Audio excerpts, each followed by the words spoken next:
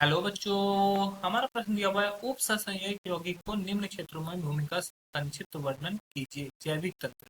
चलिए समझते हैं इस प्रश्न। अगर इस प्रश्न की मुख्य अवधारणा की बात की जाए तो मुख्य अवधारणा में हमें क्या समझना होगा। मुख्य अवधारणा में हमें जानना होगा कि उप सहसंयोजक यौगिक किसे बोलते हैं। उप सहसंयोजक यौगिक वैसे योगात्मक यौगिक जिसमें ठोस और विलयन दोनों की उपस्थिति में अपने अस्तित्व को बनाए रखता है। ठीक है, अपने अस्थायी अस्तित्व को बनाए रखता है, उसको उप सहसंयोजक यौगिक बोलते हैं। ठीक है, इसका जैविक तंत्र में काफी ज्यादा उपयोग है। ठीक है, जैविक तंत्र में इसका उपयोग काफी ज्यादा होता है। जैसे कि अगर हम लोग बात करें उप सहसंयोजक यौगिक के, तो ये प्रकाश संश्लेषण के लिए जो उत्तरदायी वर्णक क्लोरोफिल होता है। ठीक है, प्रकाश संश्लेषण के लिए जो उत्तरदायी प्रकाश संश्लेषण में जो उत्तरदायी वर्णक होता है, ठीक है, जिसको हम लोग क्लोरोफिल बोलते हैं। क्लोरोफिल की वजह से ही प्रकाश संश्लेषण होता है।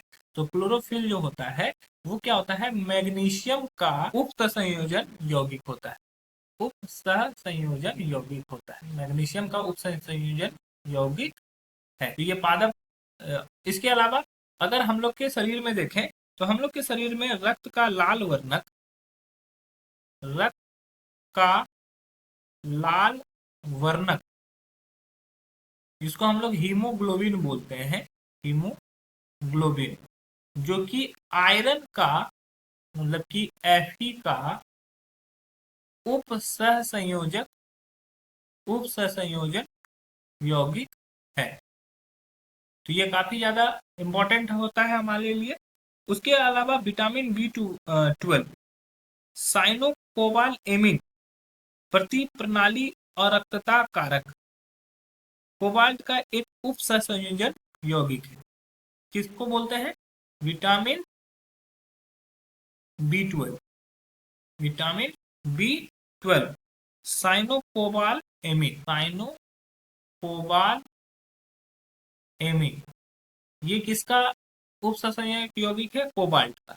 यो का उप सह संयोजन यौगिक है जो कि हम लोग के जैविक तंत्र में उपयोग होता है। इसके अलावा जैविक तत्व में अन्य धातुएं भी उप संयोजन यौगिक जैसे कार्बोक्सी पेप्टीज, कार्बोनिक एनहाइड्रेट, ये सब एक प्रकार का एंजाइम है। एंजाइम में भी उप संयोजन यौगिक का उपयोग होता है। एंजाइम में उप सहसंयोजन यौगिक का उपयोग होता है। उप सहसंयोजन यौगिक का उपयोग होता है। तो अतः जैविक तंत्र में ये काफी महत्वपूर्ण है। आशा है कि यह प्रश्न आपको समझ में आया होगा। धन्यवाद।